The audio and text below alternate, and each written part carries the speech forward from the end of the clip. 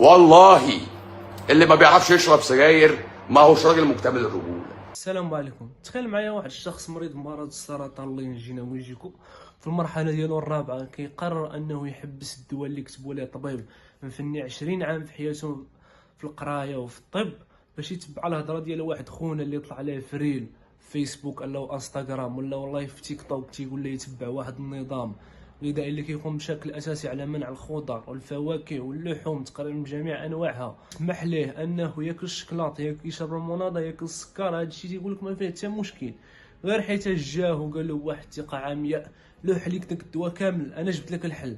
هنا خونا كيتشكى كيقول او كيفاش هذا لقى الحل؟ واش طاح على شي علم ولا شي لعبه بحال هكا؟ وانا 12 عام وانا نتبع مع الطباء من دواء لدواء ومازال ما تشافيتش. كيفاش واحد الشخص ما عندوش خلفيه علميه في هذا الدومين هذا قدر يقنع ملايين اللي ما بينهم اساتذه مهندسين دكاتره؟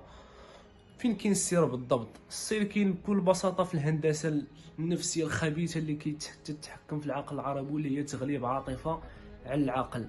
في هذا الفيديو غنحاولوا نفكوا الظاهره ديال ضياء العوضي وغنكتشفوا كيفاش العاطفه كتحركنا، وعلاش هي السبب الرئيسي ديال التخلف ديالنا، وعلاش الايمان ديالنا بالمعجزات اكثر من الايمان ديالنا بالاسباب والعمل هو من بين اسباب التخلف ديالنا. ما غنقولكش كمل الفيديو على قبل المشاهدات ولا، ولكن غنقول لك كمل الفيديو باش ما تساقش مره اخرى بحال الخروف. ودابا الخوت غنحاول نهضروا على العامل الاساسي في الشهره ديال العوضي وكيفاش اثر على ملايين الناس. هذه القضيه هي اقحام الدين في العلم. اول حاجه خصكم تعرفوا الخوت ان الدين هو من اقوى الاسلحه النفسيه اللي كتستعمل في المانيبيولاسيون ديال الشعوب، في الاستغلال ديالهم. راه بسبب الدين حروب ناط، بسبب الدين شعوب استعمرات، بسبب الدين مجاعات، بسبب الدين الروينه الكحله. المشكل ماشي في الدين، ولكن الطريقه كيفاش كتستعمل الدين كسلاح قوي باش انه يمانيبيولي الناس هي فين كاين المشكل. دابا انت ملي كتجي وكتسمي النظام ديالك بالطيبات، يعني مستوحى من الايه القرانيه يحل لهم الطيبات ويحرم عليهم الخبائث، فهنا انت راك كتسد تدير واحد الباب ديال تتمنع المناقشه الفكريه ديال الافكار ديالك. ملي كيخرج شي طبيب وكيبغي ينتقد الفكره ديالك انت كتهاجمو بدافع محاربه شنو؟ محاربه المنهج الرباني. في علم النفس كاينه واحد القضيه كتسمى الارتباط الشرطي بالمقدس. شنو هي الارتباط الشرطي بالمقدس؟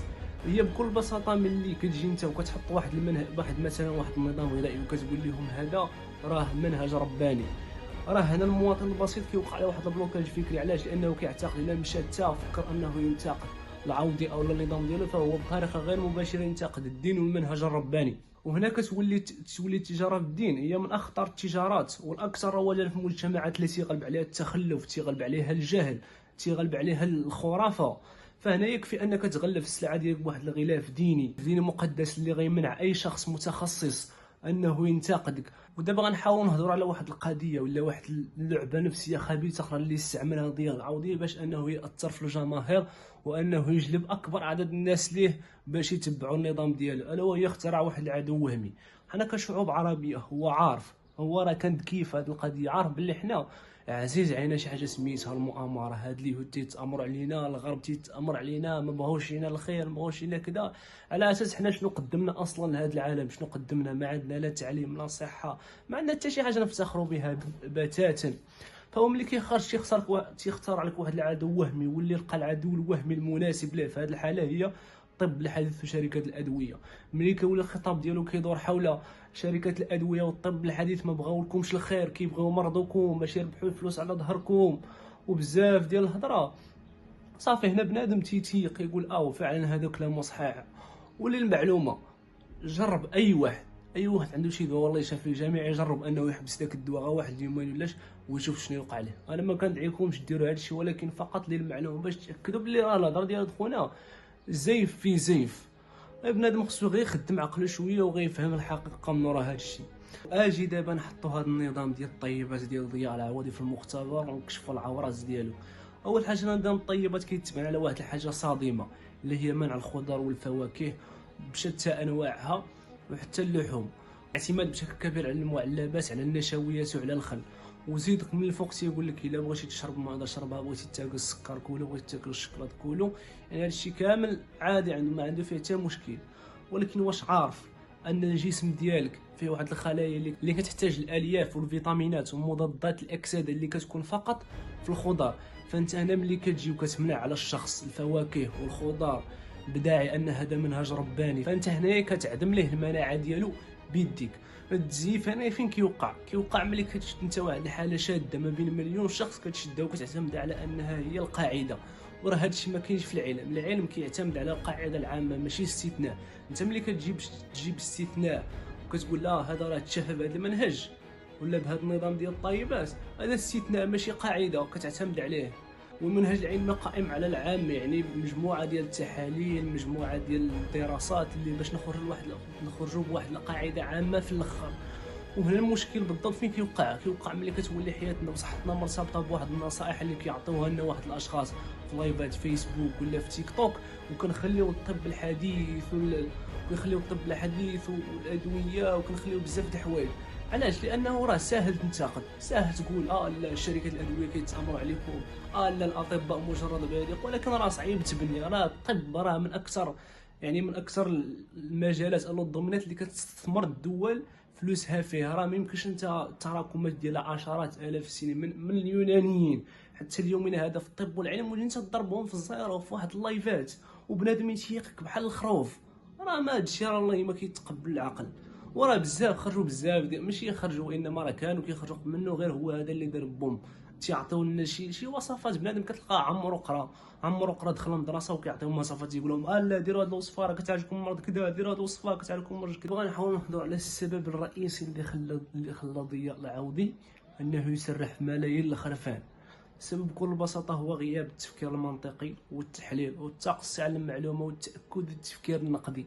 دابا انا ملي كيخرج لنا واحد الشخص كيخاطب فينا داك الخوف ديالنا من المرض، تيخاطب فينا الخوف ديالنا من الموت، تيخاطب فينا الايمان بالمعجزات وهذا الشيء كامل، وكيدعي على انه ضد الانظمه الظالمه، وكيدعي على انه ضد الشركات اللي كتحاول تستغل الناس والمؤامره والماسونيه واليهود وما عرف شنو.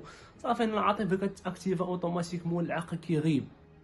وهنا كنولي واحد الفريسه سهله لاي واحد عارف انه اللي فهم السيكولوجي ديالنا وعارف بلي حنا العاطفه اللي كتحركنا واننا ما كنخدموش عقلنا، والعقل عندنا تقريبا طافي. كنولي واحد الفريسه سهله انه يمانيبيولي كيبغى بحال شي روبوتات. وهذه كتكون هي الضريبه اللي كنخلصوها حنا ملي كنغلبوا العاطفه على العقل. ودير في بالك العاطفه الا تبعتيها ما غاديك الا للهلاك. ضياء العوضي راه ما كانش مجرد واحد الشخص عادي، بل هو واحد الدائره اللي اكتشفت علينا واحد المرض خطير كينخر في المجتمعات العربيه في صمت، الا وهو تغليب العاطفه على العقل. ملي كيخرج لك واحد الشخص في واحد اللايف وكيقول لك والله اللي ما بيشرب السجاير ده مش راجل مكتمل الرجوله، يعني راه كيقول لك بكل بساطه عزيزي الطبيب اللي كنشوف كيتفرج فيا، داك العلم ديالك كامل داكشي كامل اللي قريتيه قولوا، خلينا واحد جوج كلمات حفظتهم في ويكيبيديا واحد 4 الايات قرانيه تا هما، وخليني نسرح الخرفان. ولكن بزاف الناس تتساءل كيفاش راه ما قتلوه، كيفاش مات وكذا. خصك تعرف واحد القضيه بعد. اول حاجه ان هذا النظام ديالو ديال الطيبات راه خارج هذه 5 سنين باش حطو. وعلاش دار البوز الثالث؟ لانه تزامن مع الموت ديالو، تزامن الموت ديالو مع الانخفاض الصاروخي ديال الثمن ديال البيض والدواجن الى اخره. وهذا الشيء اللي خلانا حنايا كشعوب عربيه نربطوا ما بين الانخفاض ديال الثمن ديال البيض وكذا بالمؤامره التي تامروا علينا وكذا، وهذا الشيء اللي خلى النظام ديالو يدير بوم. وهذا الشيء راه ما عنده علاقه بالنظام ديالو ولا بالتامر. ممكن يكون السبب ديال الانخفاض ديال الثمن ديال الدواجن او البيض بسبب ان الصيف قرب، فبالتالي السلعه كتخسر دغيا، او ممكن يكون فعلا شي مرض اللي كيقيس الدواجن واللي خلاهم انهم يصرفوا هذا الانتاج ديالهم بسرعه. جميع الاحتمالات ممكنه. علاش مثلا غيتامروا علينا؟ علاش؟ شنو قدمنا لهذا العالم؟ شنو قدمنا؟ اش غيستافدوا؟ ياك بسنين هذه 100 سنه الناس كتشرب الادويه ديال الكيماويه، شنو تبدل؟ واش الناس كتموت كل نهار؟ ما كتموتش. يعني الا فكرتي غير بهذه الطريقه راه غتكتشف بلي هذا الشيء كامل كله غتخربيق. ولكن علاش الناس كتصرف تعترف بهذه الحقيقه وان الموت ديالو كان طبيعي وان النظام ديالو كامل كان غير تخربيق؟ بكل بساطه لانها كتحاول تكتب له واحد النهايه ديال داك المخلص اللي ما قدرش انه يوصل الرساله ديالو، وتعزز في العقل ديالها والداخل ديال هذيك الفكره ديال نظريه المؤامره باش تريح الضمير ديالها الداخل وما تنوضش تخدم على راسها. الخلاصه ديال هذا الفيديو هو تعلم انك تفكر بعقلك شويه وحط العاطفه جنب. خدم هاد كيلو ونص اللي عطاك الله هنايا ولو غير مره واحده في حياتك غتمشي بعيد في حياتك. ما غاديش دار بيك كل مره تبقى دار بيك، لان الا بقينا متبعين العاطفه وبقات العاطفه هي اللي غتسوقنا غيخرجوا لنا عشرات بل الاف ديال عاود اخرين في المستقبل اللي غيحاولوا حتى هما نفسهم يركبوا على الموجه. هذا ما كان اخوت في هذا الفيديو. ما تنساوش تشاركوا الاراء ديالكم في التعليقات وتخليو شي لايك شي سبسكرايب، ونتلاقاو في الفيديو الجاي.